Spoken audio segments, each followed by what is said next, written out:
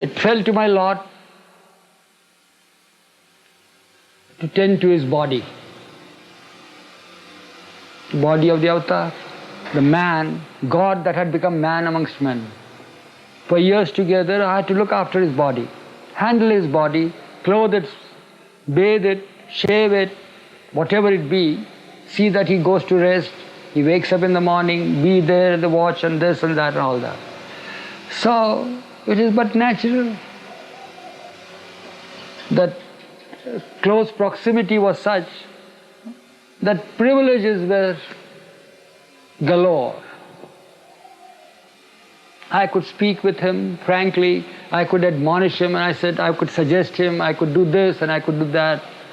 So much so that he said that Eruch is not Eruch, but it seems that Eruch has become my mother. So often he would say, yeah. So this was our relationship. My relationship with Baba was like that. And I never felt anything, I was just doing my duty.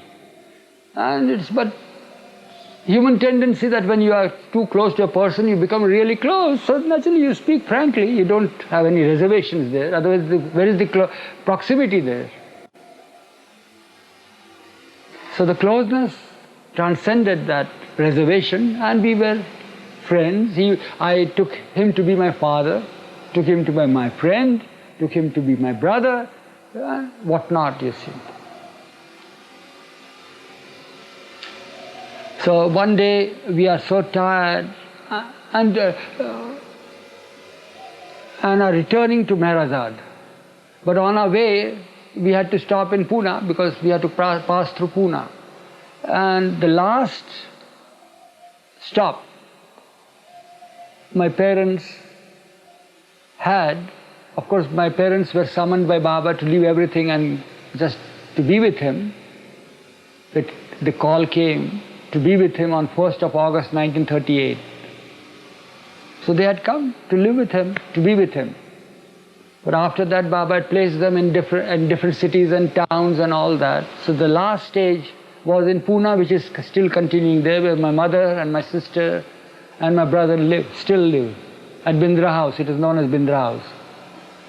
So back and forth, while we are on journey, while we return from journey, Bindra House is a halting station. Baba's house is Baba's house. Baba House is there in Pune, where Baba grew up from his childhood. Then this Bindra House is there, where Baba would frequently visit the place. He would never go to Pune without visiting my parents. That's in short. And there he would take his bath and this and that and freshen himself, and then next stage of the journey will be Meherazad.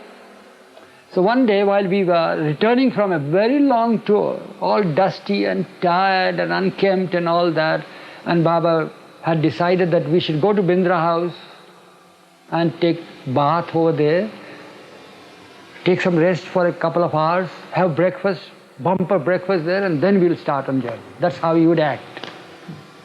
So we said, well, fine, that's good. And of course it will please my mother and my parents would be very happy and all that. So what had happened, my father had died, I think so. I think it was after 1959. And we are on journey, and we are now at Bindra House now for a bath. So Baba had his bath. I prepared everything, and he had his bath and all that.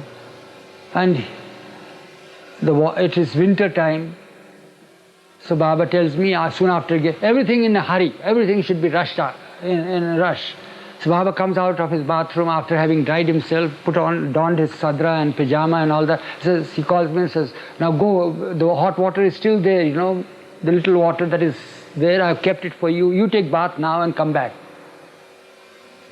So I told him that, yeah, I will be going now, but I have to take my towel out. And I said, no, that towel is still there, you can use that towel and all that. So I said, all right, that was common. So, but I said, Baba, look, now that you are going there, you will be in a hurry for breakfast and all that. I tell you, don't touch that box that is there, because otherwise you'll upset everything there. So just keep it as it is, because after doctors had told me to give him his own medicine that he had prescribed for others for indigestion. Because every time he had, now in the 60s, he didn't have any teeth or grinders, so he would gobble the food and then there will be indigestion and there will be bloated feeling and all that. So Baba's medicine for that was Hewlett's mixture. It's blood red in a mixture, but it's only 1 teaspoon has to be given. So doctors had told me that every time after breakfast, lunch and supper, I should give this to him. Knowing fully well his hurry and scurry, I told him that don't touch that box. When I take my bath, I will come. You can take your breakfast, but I will give you the medicine. But while I am taking bath, he had finished his breakfast and he is now going in for the medicine.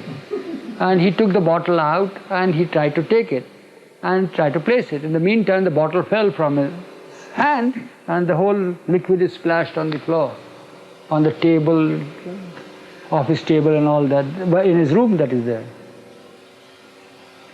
So all of a sudden he says, get me some, what you call, the mopper and all that, let's finish it up, otherwise Eruch will come and then again he will scold me for all this. He had told me not to use it.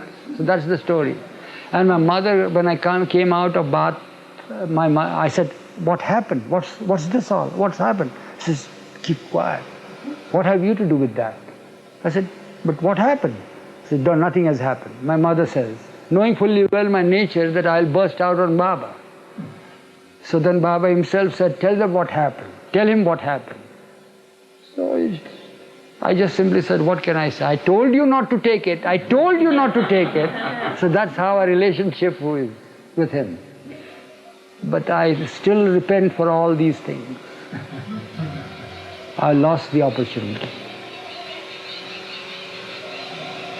Yeah, familiarity is there, but it is not proper. Not proper for man to behave with the God-man like that. Who is he and who am I? But in spite of it all, he accepts us, whatever we are. He comes down to our level. That is the greatness of his.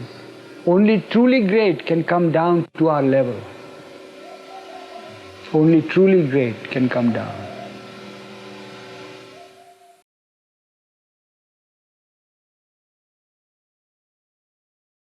The railway guard. You know what a railway guard is? A conductor. That's what we had heard from the local people there. And he, naturally, the post of a guard is a very important post, because he is the custodian of the whole, not only the train, the carriages, but also the passengers and the freight that is being carried and everything is there. He has to control all that. So naturally what happens is, and the one who appoints the duty is the station superintendent. So the station superintendent sends a message to a certain person who is appointed as a guard that the duty is from this hour to this hour on this particular train, you have to be there. So he signs the register and sends it. So that's what happened with this man. So the station superintendent had sent a message saying that here is your curriculum, you have to be on duty for this particular train on that particular day. So he signed it and accepted the fact. But what happened with this man was, he was a great lover of Lord Krishna. And one of his ways was that whenever there was any congregation that would speak about Lord Krishna, or there are any bhajans, means songs sung of Lord Krishna, or any dramatization of Lord Krishna's life, and he would go there and join there and enjoy that and remember the Lord to his heart's content. So one night he had gone to a certain program like that, and he got so absorbed in it, and he was charged with the love of the Lord and all that. And what had happened was that he lost the track of time. He had to attend the duty at 1 o'clock in the night on a certain train at the junction, to be on the train to go, as a conductor. He lost the track and he got back to his senses at 2:30 in the early hours of the morning. So he rushes to the railway station there. And he comes there in a half, does not know what to do, what has happened with the train. So the station master comes out and says, calm down, what's the matter? What has happened to the railway, to the train? He says, but I have missed the train. He says, what? What are you saying? You missed the train? But calm down, tell me what happened. He said, I haven't been on the train. He said, what are you talking now? Come on, come inside my room. So he takes him inside his cabin there, in his office, and makes him sit down and says, calm down, tell me what happened. What has happened? Where did you leave the train? But I haven't been on the train. He calls his clerk. This gentleman says that he has not been on the train. But sir, you were there. You not only signed the papers that you are attending the train, but you also had a cup of coffee with the station superintendent that night, just a few hours ago. He says, no, but I haven't been on the train. He says, no, you have been, just tell us what has happened to the train. Where did you leave the train? So the station superintendent feels that he is so mad, you see, with anxiety and all that, he doesn't even remember that. But then he knows that he was absorbed with Lord Krishna. So he says, did I come and sign it? He says, yeah, here is the register. It's your signature here that you have taken charge of the train. And he looks, and it's his signature. Immediately gets the thought, my Lord became my slave, the slave of my love for him. And he attended the train. And that's the end of it all. There and there he sits and gives resignation to his post. And from that moment onwards, he went mad, you see, in love, and starts scribbling Krishna, Krishna, Krishna on the walls and doorposts and compound walls. Everywhere where he would go, he would put Krishna there, and just Krishna, Krishna. So we had heard of this man for quite a number of years, but unfortunately Baba's tours did not lead us to the north of India. So we had informed Baba about it, and Baba says, one day we'll go there. So what happened when the time came, when we are in that region at that time, just trying to give you the example of the person who is sought now. He was the seeker. Now that seeker became the sought by the Lord. So what happens is now that Baba is there. We have come to the town where we had heard that he resided and all that. So we are there. We have been taking rest now. We have arrived late in the evening. So we rested in the government rest house. Next morning we set out in search of this man. You go and ask anybody, where can we find Krishna? He was very well known. So you say, oh, he was there. Since they go to the marketplace, he'll be there. So we go to the marketplace. We are on foot, mind you. The Lord himself is on foot in search of his beloved one. So we go there. So yeah, Krishna was here just about 10-15 minutes ago. He was here. He must be gone to the next street there, because he always wanders around. So we go there. He is there. He was there. He is gone to some other place. So we go there. Whole day we pass by. We pass the whole day in vain in search after him. Baba is there, wanting to find him, be with him. Nothing happened. We came back in the evening. We are tired, we rest, and Baba says, next day we'll go next day. Shows us to what extent the Lord goes out for the one who is sought by him. So we go next day, same thing happened. He is so restless that he goes from not only one street to another, from one town to another village and another village. We go to the villages. There he is there. He was here. An hour back he was here.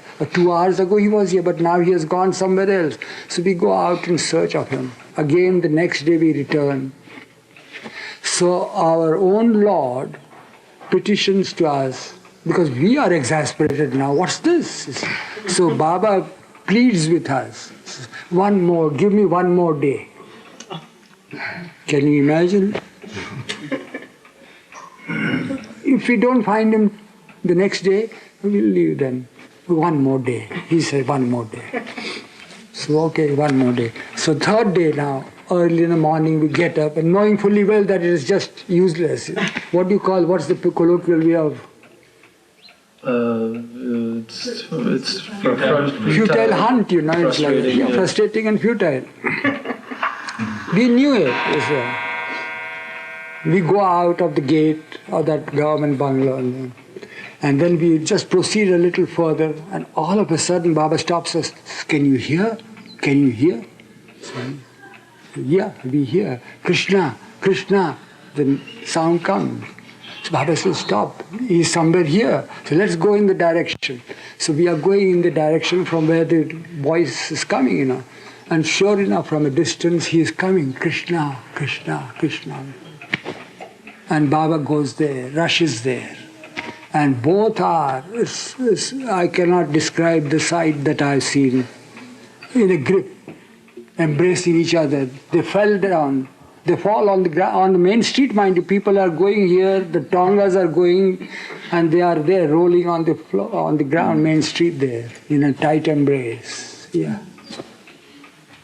So that's how the Lord had made him the sought, and the seeker and the sought have become one, you see. Yeah. It's a famous little episode that we had witnessed in our life with him. Like this picture also. Here is apart from him being God intoxicated and all that, here is a leper, you see. Yeah.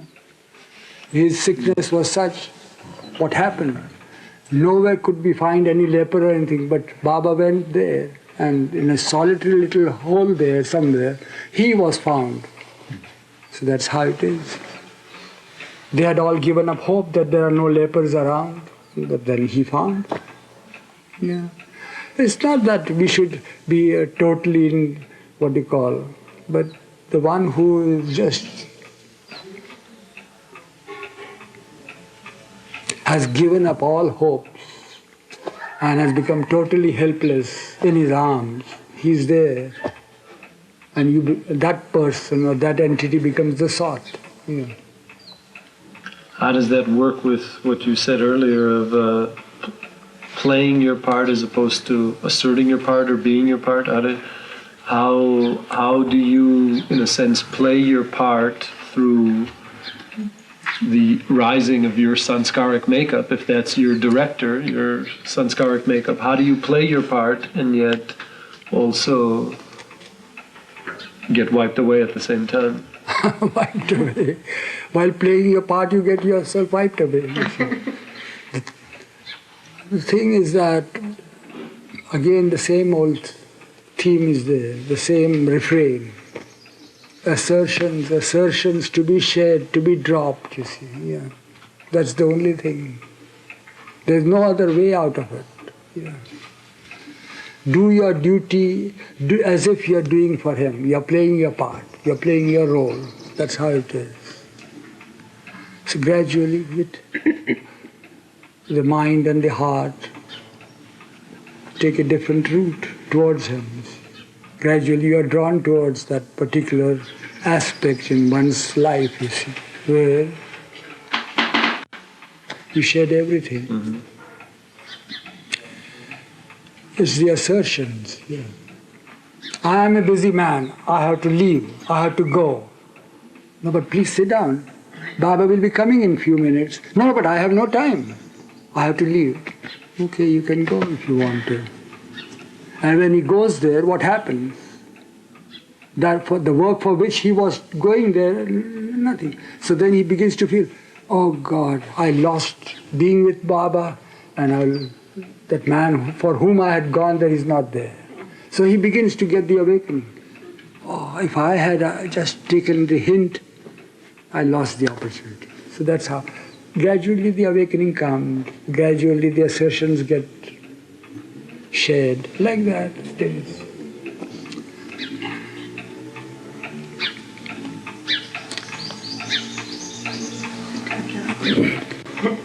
To live with him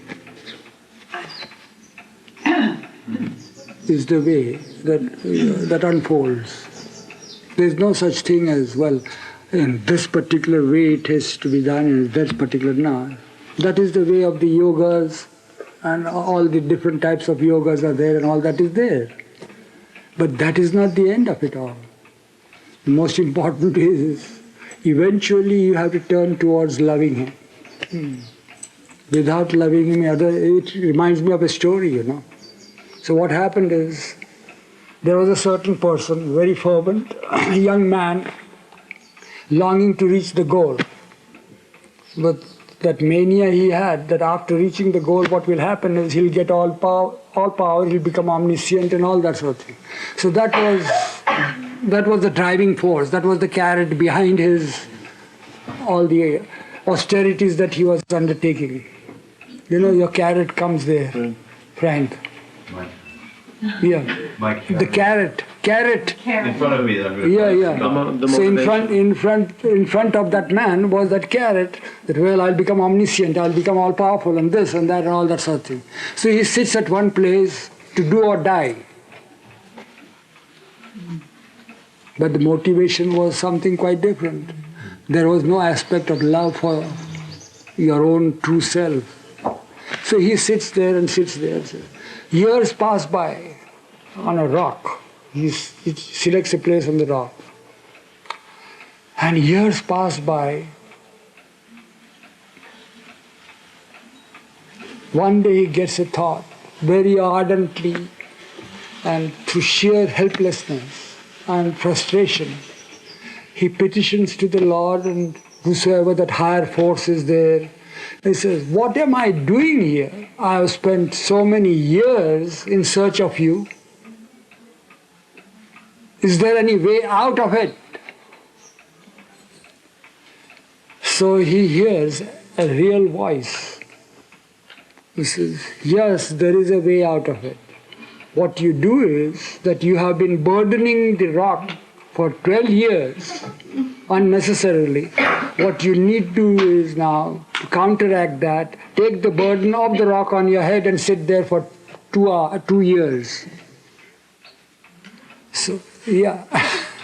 So the story is that all these 12 years you have just been a burden to the rock because there was no love, you see.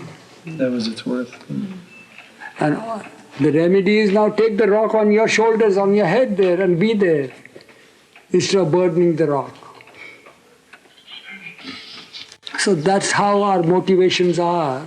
So we have to get disentangled from all these motivations. And the only way to get disentangled from motivations is to lose ourselves, forget what we are. But it is impossible to forget like that unless His grace is there. Now we speak out these words, grace is there, unless He wants it there. But He does want it. He does want His grace to flow towards you, but have you kept the gates open for the grace to flow? He says that I am anxious, I am on my toes. But we don't allow Him. That's what it is said. But why? Who are we? Again, you follow how these things are there. The time factor is there. Particular moment has to be there for the awakening. Otherwise it will be too premature.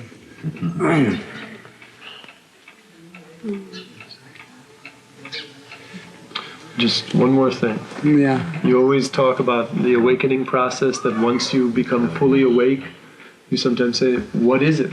After all, then you become God, but you were always that. But the charm is in the process and in the game that you get to play an illusion. Yeah. But as we hear in this 20th century that we live in, a lot of hardships, it seems, in the illusion, it's a tough time to be. How can we, in the process of awakening, enjoy the process? It is not enjoying the process, it's the process of understanding and convinced that the more the calamities, the more the difficulties, the more the suffering, the grace of the Lord is dangling on your head. Yeah. And that, of course, humankind cannot accept such a thing. Says, that's what Baba has always told us, brought home to us. What can I do? My relationship with every individual is, I have, it's as thin as a hair. One end of the hair is in my hand, one in your hand. And there is always a tug of war. I long to have you become one with me, and you resist, and I can't pull you because the connection will break, snap. So I just wait for the moment when you are unaware and just give you a little push, and then you again stop there and be adamant, and then I just let go, and it just goes on and on and on and on like that. I am anxious, but you all are not anxious about it. So how often I have been telling you, trying to get to you and all that. It is like you are having your back towards me. I am the sun, and when you have your back towards the sun, what happens? We say, well, the shadows are in front of us. So yeah, the shadow, you are all the time engaged in playing with your own shadows. What can I do? I have tried my best. Tell you, words have failed now. Don't play with the shadows. Just try to face me, and the shadows will disappear.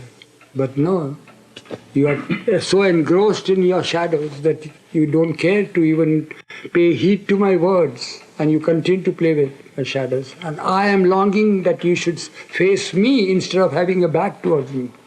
So the only recourse is, for many, many in the world, in creation, is to manhandle each one of you. And my manhandling, you all call it suffering, calamities, hardships. What can I do? I just try to turn and twist you all towards me. So as soon as I try to do that, then you start shouting, screaming, and all that. Resisting. Resistance is there. But, so that's how it is.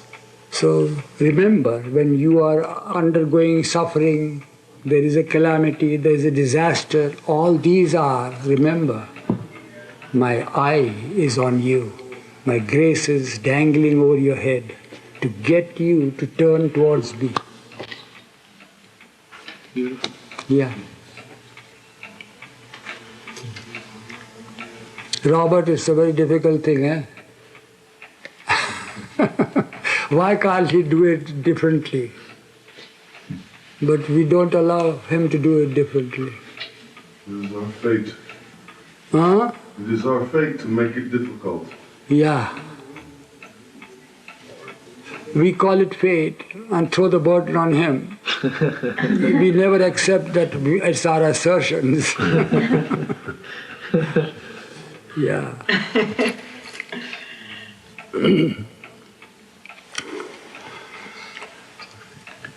No, but he is so compassionate, kind and loving.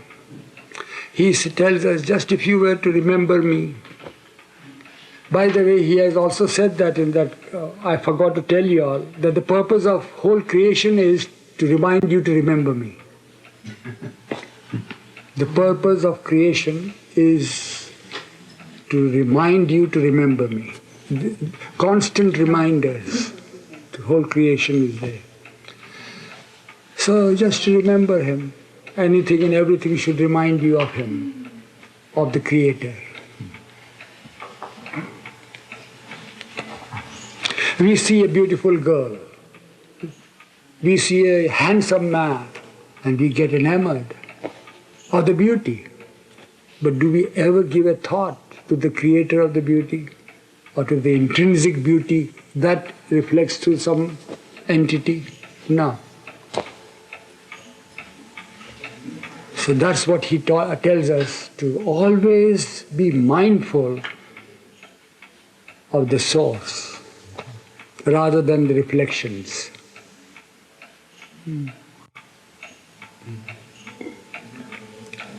But, well, as you say, our fate is such.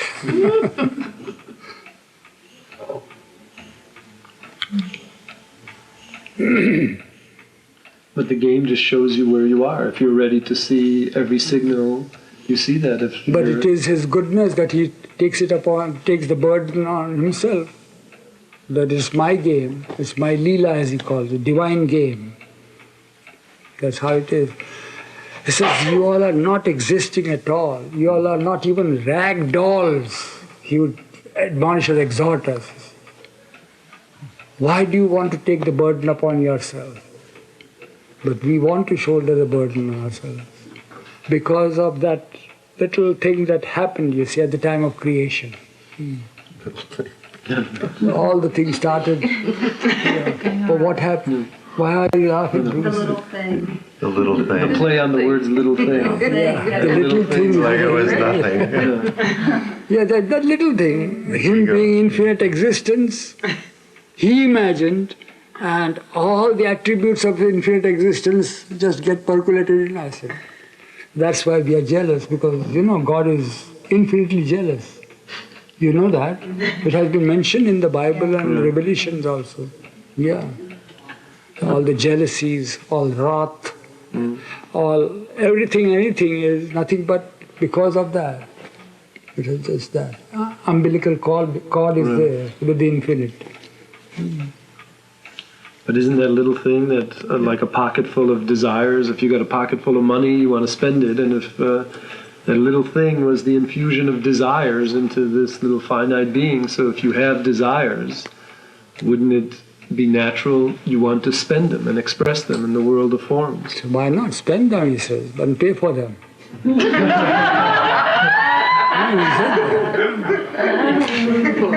You can get anything and everything you want, provided you pay for it. Yeah. He has given you the latitude. That's where the laws of karma come in. Eruch, I was wondering, you mentioned before Pardon? You mentioned before the charm Of loving. of the game, and then at a certain point you have to give up the charm of that game to go the next step. So is it possible to get attached to that state of the charm of the game? Yeah. Charm, not game, charm of loving. Yeah, the charm of the game between lover and beloved. Yeah, it is possible, yeah. And then how can one move from that point? Huh? How can one move from that point to be disillusioned? There's nothing, you can't move from that. The only movement that takes place is that the beloved becomes the lover and lover becomes the beloved. There is the union called the God realization, the realization of your true self. So if one is in love with that, if one is in love with the charm of the game, that's as far as one can take Yeah, it. that's all. After that, it's up to him. After that, the accident takes place, as Baba said.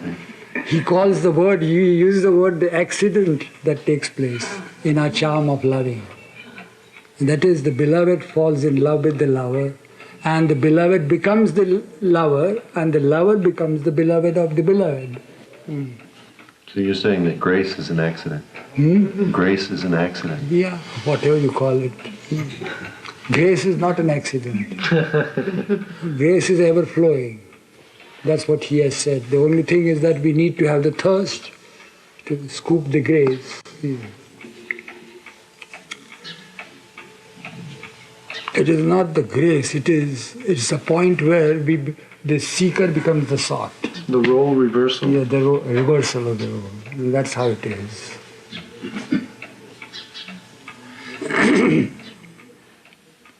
Come on, Robert, say something.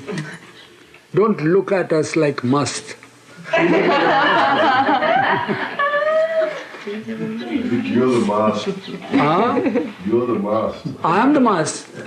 I'm Eruch. He's asserting that. Yeah, I assert myself.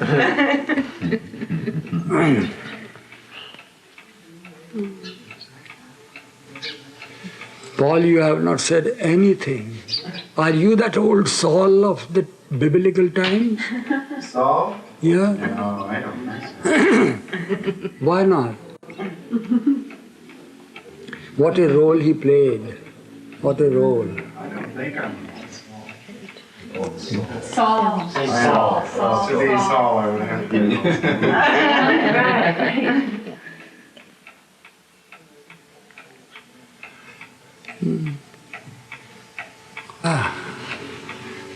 But see the role that Saul had to play in order to become Paul.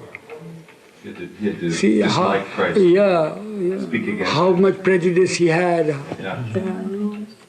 And what the world thought at that time, you see, Christian world, means those who loved the Lord, he was considered to be a sort of a calamity for them. Chastised them like anything. But one little turn, the time came.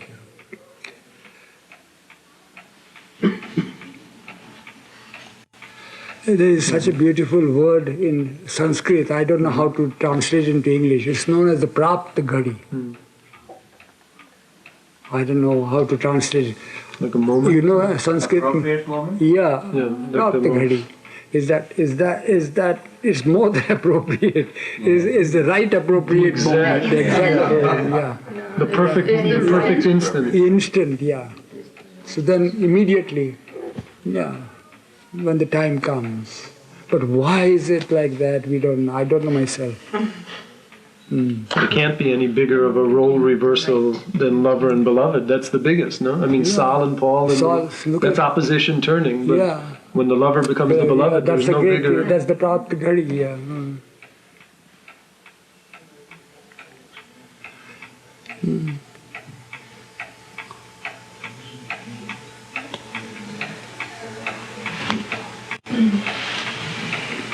Prejudices, animosity, inferiority complex, all these things are, it's a real complex thing. Eruch, in yourself, would you want that role reversal to take place inside your being? I want to be a lover, if I am allowed to be. But it's good to be like this. There is charm, Baba says, in being in the realm of imagination. I can be anywhere and imagine myself being with his physical presence. Otherwise, if my imagination ends and I become what I am, then there is no charm in it. The charm is lost. This imagining has created, although it has played havoc in creation, but it has its own purpose. Yeah, it gives life. It gives such pleasure and all that sort of thing, provided you imagine properly. It has its value, great value. Imagine.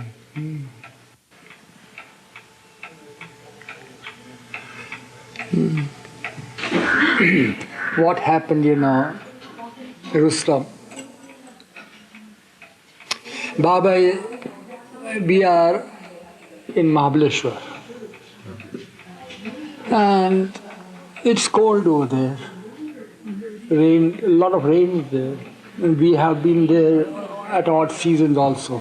Rainy season, winter season also, for his work. So Baba, it's afternoon, after lunch. Baba is made to rest in a bed.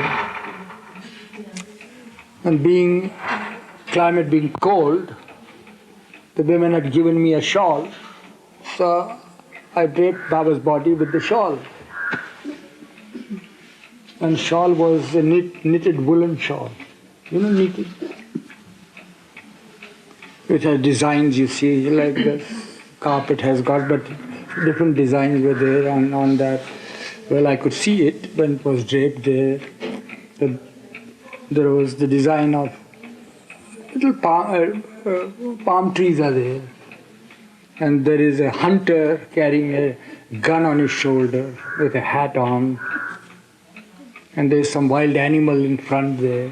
There's a sort of a pool of water like lake, All this design was there in color. And Baba is resting. And while he rests, naturally, he also converses with us. But not verbally, but in gesture. So Baba says, how often should I tell you that the whole thing is nothing but a zero? Zero. I listen, I'm pressing his body.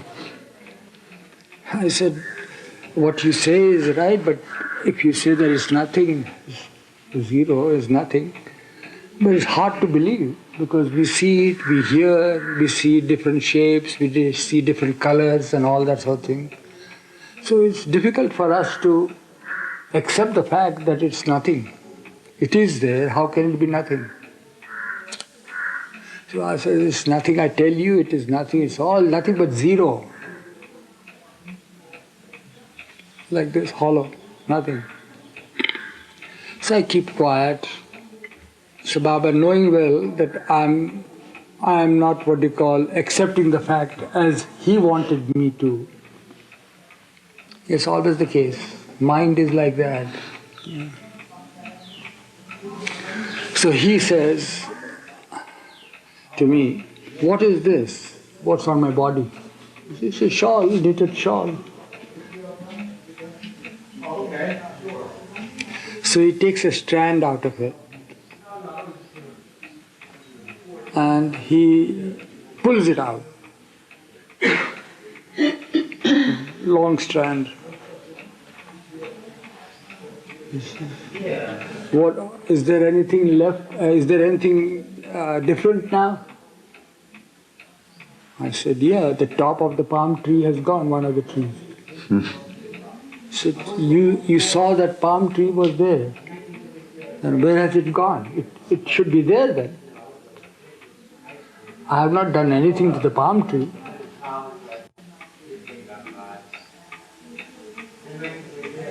I said, it was there, but the top is gone now.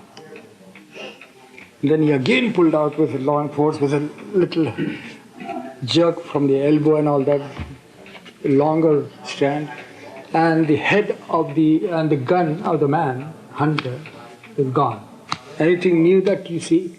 So I said, so that's what I say, that what you see, what you find, the colors and all that, is nothing. It's all zero, it's nothing. The thing is that this strand that I'm holding is reality. And that's my being. My being is that which has woven this pattern. It's my being is pervading and permeating this, giving colors, forms, shapes and all that. But it's all that. If you want that I should prove that it's nothing except my being, then I'll have to destroy the whole shawl. If you want me, I'll do it. I'll go on being it. I said, no, I don't want you to do that, but this is how I felt. He says, all that, this is the truth. The strand that I am.